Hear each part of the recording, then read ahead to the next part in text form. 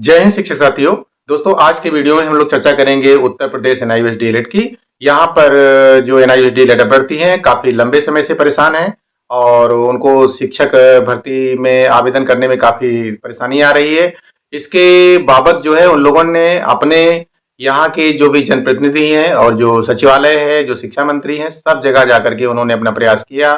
काफी जो है अनुशासित तरीके से रह करके, लेकिन उसके बावजूद भी अभी जो है परिस्थिति ये है कि कहीं पर कोई शासनादेश नहीं निकल करके आया है। तो आखिर हम लोग इस विषय में चर्चा करेंगे कि आखिर क्या परिप्रेक्ष्य है और क्या परेशानी इसमें हो रही है और ये कैसे इसका निराकरण होगा।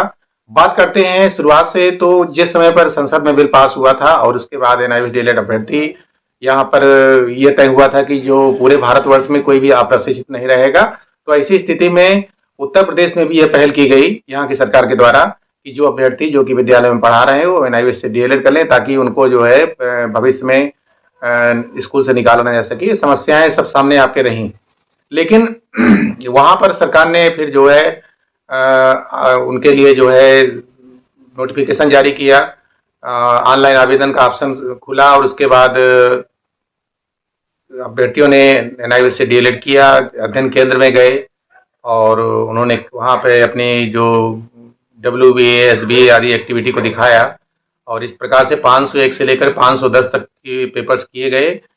2 वर्ष का जो क्यूरिकुलम था उसको एनसीटी ने मतलब जो है 18 माह में पूरा करने की अनुमति दी, क्योंकि समय जो है कुछ बीत चुका था, 2-3 महीने लेट चालू हुआ था। तो ये समस्या होने के कारण तो उत्तर प्रदेश की शुरुआत भी यहीं से होती है। अब अभ्यर्थी पास हुए, उसके बाद ये हुआ कि कहीं उनको जॉब करना है तो उनको टीईटी एग्जामिनेशन देना पड़ेगा। टीईटी में फार्म भरा, आवेदन किया उन्होंने और आवेदन करने के बाद फिर समस्या क्या आई कि उनको जो है उनके क्या कहते हैं परीक्षा केंद्र से उनको परीक्षा देने नहीं दिया गया, उनको निकाला गया और ये बताया गया कि आपको एनसीटी ने मान्यता नहीं दी है। इस प्रकार के अधिकारी वहां पर कहने लगे। उसके वीडियो भी नई दिशा पे पड़े हैं उसमें के, आप लोग उसको देख सकते हैं। उस वीडियो में अभ्यर्थी क्या कह रहे हैं और क्या हो रहा है। अब आगे चल के बात यहीं पर नहीं रुकी।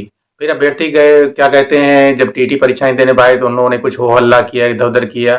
उसी बीच में बिहार का भी जो है लड़ाई चल रही थी और उसके बाद बिहार के अभ्यर्थियों ने एकजुट होकर के भूख हड़ताल करके किसी प्रकार से करके 19,842 केस में जीत प्राप्त की और वो सम्मान आदेश हुआ।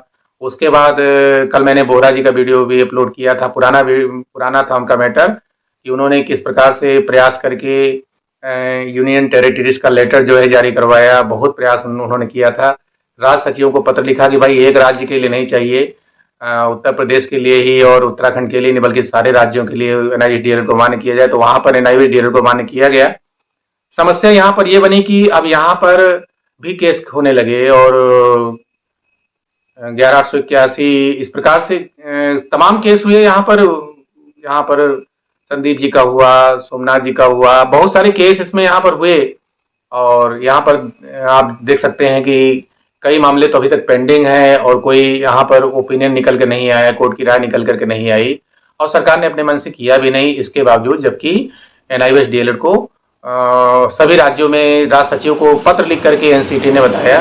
हालांकि गलती यहाँ पर एनसीटी की स्पष्ट रूप से मानी जा सकती है, क्योंकि जब किसी प्रकार का करेक्शन होता है, जब किसी प्रकार की कोई चेंजेस होती है, कोई बात होती है, तो उसका नोटिफिकेशन निकाला जाता है। नोटिफिकेशन नहीं निकाला जा सका और उसके अनुपालन में राज्य सरकारों में शिक्षक नियमावली को नहीं बदला जा सका। यही इतना कारण है, अमान्यता जैसी कोई बात नहीं है। अब यहाँ पर आज भी वही जद्दोजहद है। हालांकि लोग सीटेट कर रहे हैं, केवीएस का फार्म डाल रहे हैं, सब कुछ अपनी जगह पर है और कोई ऐसा नहीं कि अमान्य होने जैसी बात है। लेकिन मामला दोस्तों यहाँ पर काफी क्रिटिकल समझ में आता है। क्रिटिकल ये समझ में आता है कि कुछ समझ में नहीं आता कि हो क्या रहा है। अभ्यर्थी है, अभ्यर्थी भी कहीं एकजुट नहीं है, कहीं 5 अभ्यर्थी मिलकर केस किए हैं, कहीं 2 अभ्यर्थी मिलकर केस किए हैं। इस तरह के तो केस होते हैं और उसके बाद काफी लंबा चलता है। मेन चीज तो जो और साथी लोग हैं वो उबने लगते हैं कि हमारा पैसा फंस जा रहा है, हमारा पैसा खा लिया जा रहा है। वो किस पे ट्रस्ट करें जब बार बार पैसा देना है। तो एक प्राइवेट विद्यालय में पढ़ाने वाले ही तो उनके पास कितना पैसा होगा, तो बाद में जो है उनका मनोबल टूटने लगता, तो ट्रस्ट नहीं कर पाते हैं। तमाम समस्याएं इस प्रकार की हैं और ये होता है। हालांकि जहां जहां केस हुआ सब जगह लोगों ने इस प्रकार से ट्रस्ट किया है, लड़ना ही पड़ा। और जहां पर इस प्रकार से मनोबल के साथ 11 केस तो त्रिपुरा में भी किया गया था 11 लोगों का, और 11 लोग जो है मिल करके हाई कोर्ट में केस लड़े और जीते। तो ऐसा नहीं है, टेस्ट तो करना ही पड़ता है। जब भाई या तो आप बीएड कर लीजिए या कोई और प्रशिक्षण पाठ्यक्रम कर लीजिए, या फिर जो है आप अगर एनआईवीएच डीलेट किए हैं तो जाहिर सी बात है कि आपको थोड़ा बहुत तो बताना ही पड़ेगा, आवाज उठानी ही पड़ेगी, नहीं तो जब होगा तब होगा, आप ओवरेज हो जाएंगे। समस्या ये भी है कि इस प्रशिक्षण को प्राप्त करने के बाद अभ्यर्थियों के मन में एक प्रकार का संशय उत्पन्न हो रहा है कि भाई ये केस उत्तर प्रदेश की स्थिति की आखिर ये मामला कब तक हमारे यहाँ चलेगा। ये इसी तरह से अगर 10-5 साल चला और शिक्षक भर्ती आई गई आया राम गया राम, तो हमारा तो जो है ये निकल जाएगा और हम कैसे क्या कर पाएंगे। जबकि Patna high court, Tripura high court, ये सभी लोगों ने कहा कि भाई ऐसा है कि ये तो शिक्षक भर्ती के लिए मान्य है, तो सरकार को भी इस पे विचार करना चाहिए। और जहां तक हमको उम्मीद है कि ये विचार होगा जरूर, लेकिन अभी तो ऊहापोह की स्थिति बनी हुई, संशय की स्थिति अभ्यर्थियों में बनी हुई। सबसे ज्यादा तो उनको खतरा है कि जो नई उम्र के लोग हैं ठीक है, लेकिन पुरानी उम्र के लोग तो ओवर एज हो जाएंगे, काफी परेशानी है उनके सामने। या तो कोई और रिलैक्सेशन की तो बात जाने दीजिए, बात सरकार के किसी जिम्मेदार व्यक्ति के द्वारा कही भी नहीं जा रही है। तो ये तो अभी, जबकि वही सत्तारूढ़ सरकार है, भारतीय जनता पार्टी की सरकार है, और वही सरकार जो है 14 लाख लोगों को कोर्स कराई है, तो मुझे तो नहीं लगता कि कोई ये अलग अलग मामला है, एक ही दल है। और दूसरी बात है कि शिक्षा का मामला जो है समवर्ती सूची में आता है, और इसमें समान रूप से जिम्मेदारी होती है कि शिक्षा शैक्षिक उन्नयन कैसे हो। और शैक्षिक उन्नयन के लिए सबसे बड़ी बात होती है कि यहाँ पर किस प्रकार से डेवलपमेंट किया जाए, शिक्षा का विकास। तो अच्छे शिक्षक चाहिए, अच्छे शिक्षक में आपने प्रशिक्षण भी करा के रखा है, आप ही ने प्रशिक्षण कराया, आप ही ने बीआरसी सीआरसी और जो अध्ययन केंद्र है आप ही ने बनाए थे, और ज्यादातर तो बीआरसी को ही अध्ययन केंद्र बनाया गया था। तो मुझे नहीं लगता कि कोई प्राइवेट व्यक्ति जो है एनआईवीएच डीएलएड अभ्यर्थियों को पास कर दिया हो। आपने खुद अपनी देखरेख में कराया है, आपने अध्ययन केंद्रों की जायजा लिया है, आप यहाँ के जो अधिकारी हैं वो अध्ययन केंद्रों में जाया करते थे, आपने नोटिफिकेशन जारी किए हैं बहुत सारे इस समय पर, उस समय पे जारी किए थे, जिसमें कहा गया था कि अभ्यर्थी को कब का वो शेड्यूल बनाया था आपने। तो सारी चीजें रचना संरचना आप ही किए, तो आपको तो जानकारी है कि इस प्रकार का जो प्रशिक्षण है वो भी किसी प्रकार के रेगुलर प्रशिक्षण से कम नहीं है, उसको नहीं कम नहीं आंका जा सकता है।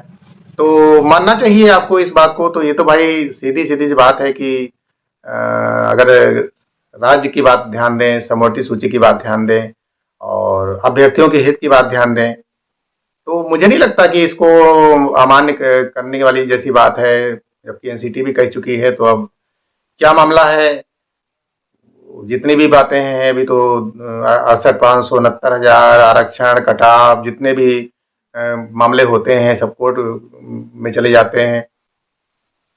कहीं ना कहीं जनसंख्या की दृष्टि से बड़ा राज्य है, माना जा सकता है कि रस है काफी, और किसी बात को समझने के लिए भी समय चाहिए, ठीक है। लेकिन 19 के बाद 2022-23 इस प्रकार से 3-4 साल हो चुका है प्रशिक्षण लिए हुए। अब 4 साल का समय बहुत होता है, तो ऐसी स्थिति में निश्चित रूप से सरकार को भी ये समझना चाहिए।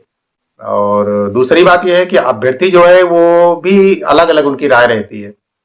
कुछ अभ्यर्थी हैं जो किसी पर ट्रस्ट करके कोर्ट केस करते हैं, उसके बाद फिर जब काफी वर्डन आ जाता है तो पीछे हटने लगते हैं, उसके बाद काफी मनमुटाव जैसी बातें भी काफी रही हैं। जबकि इसको अवॉइड करके मामला जो है लड़ना चाहिए, केस करना चाहिए, लेकिन अवॉइड नहीं हो पाया। तमाम बातें हैं, तो मैं उम्मीद करता हूं कि आप लोगों को जो है सारी बातें समझ में आ रही होंगी। अभी हालिया जो आपका केस है संदीप जी का, उसका जजमेंट जल्दी आएगा, और उन्होंने पूरी तरह से इस बात को साझा किया है कि जैसे ही जज साहब के सामने फाइल जाएगी वैसे ही हमारा काम हो जाएगा, उन्होंने कहा है। तो ये बातें आपसे साझा कर रहे हैं, और कोई भी ऐसी बात नहीं दिखाई पड़ती है उत्तर प्रदेश में जिसको कि हम आपको नई दिशा विजन के द्वारा बता सकें। तो हमारे पास कोई संपर्क अगर होगा, संपर्क सूत्र होगा, तो हम आपको जरूर बताएंगे। हमें पूरी तरह से ध्यान है कि हमको उत्तर प्रदेश की न्यूज़ देनी है, और जो एनआईवीएच डीलर के जो भी हमारे अग्रणी आगे की पंक्ति में व्यक्ति लगे हैं जो कि संघर्ष कर रहे हैं, वो हमें अपनी सूचनाओं को प्रदान किया करें, जिससे कि हम आप लोगों को बता सकें। क्योंकि सोशल मीडिया का मतलब यही होता है कि सूचनाओं का आदान प्रदान हो सके। देश जो है काफ़ी आगे बढ़ रहा है, सूचना प्रौद्योगिकी में काफ़ी विकास हो रहा है, तो अभ्यर्थियों को जानकारी मिल सके। यहाँ पर कोई लड़ाई झगड़ा जैसी बात नहीं, यहाँ पर तो अपने रोजी रोजगार की बात है। रोजगार सबका अधिकार है, तो शिक्षक जो है नौकरी कर रहे हैं तो उनके पास भी सूचनाएं पहुंचनी चाहिए। आप लोग जो कुछ करते हैं वो करके पता नहीं कहाँ खो जाते हैं, तो ये नहीं पता लग पाता है। लेकिन फिलहाल जब हमको जानकारी मिलती है किसी का जो चैनल है उस पर कोई वीडियो पड़ा है, तो मैं उसको कॉपीराइट के वजह से या कोई और वजह से नहीं चाहता हूं कि किसी की कॉपी करके मैं कोई बात डालूं। बहुधा मेरी कॉपी हो जाए वो चलेगा, लेकिन मैं किसी की कॉपी या मैटर को नहीं लेना चाहता हूं। लेकिन मुझे ज्ञात रहता है कि हो क्या रहा है, मुझे जानकारी इस बात की हो जाती है। बशर्ते मैं बताने की स्थिति में तब रहूंगा जबकि कोई जो शिक्षक नेता है वो मुझसे संपर्क करके बताएं अपनी बात को कि हमने आज ये किया, हम यहाँ गए थे, तो हमें जानकारी इसके बारे में मिले तो हम आपको बताएं। और वैसे मैं फ़ोन कर लेता हूँ जब ज़्यादा लेट हो जाता है। तो मैंने फ़ोन किया था संदीप जी को, तो उन्होंने फ़ोन उठाया। अब जिनके पास मैंने कांटेक्ट किया उन्होंने नहीं बात की, तो मैं उनके नाम नहीं लेना चाहता हूँ। तो दोस्तों, उत्तर प्रदेश की जो सूचनाएं हैं आज की वीडियो में मैंने आपको बताई, और कुल मिलाकर के यही सूचनाएं हैं। अभी कुछ बातें जो हो रही हैं वो फ्रंट में है क्या, वो फ्रंट में आएंगी तो आपको जानकारी खुद भी मिल जाएगी, मैं नहीं भी बताऊंगा, और नहीं तो जानकारी आपको दी जाएगी। ऐसा नहीं है, सब सारी बातें उत्तराखंड की बताई जा रही हैं, बिहार की बताई जा रही हैं, मध्य प्रदेश की बताई जा रही हैं, त्रिपुरा की बताई जा रही हैं, तो उत्तर प्रदेश की भी बताई जाती है। ऑल स्टेट में जो भी बात होती है, और आप साझा कर सकते हैं बात को नई दिशा विजन पे। ऐसा नहीं है, हमारा टेलीग्राम ग्रुप है, उसको आप ज्वाइन कर सकते हैं, जिसमें भी आप अपनी बातों को रख सकते हैं। अगर आपका कोई बात है, आपको कुछ भी बातें कहनी है, वीडियो के माध्यम से कहनी है, आप उसको करें, हम आपकी बात को उठाएंगे। यदि हमको लगता है कि वो बात जो है आगे जाने लायक हो तो उसको फॉरवर्ड जरूर किया जाएगा।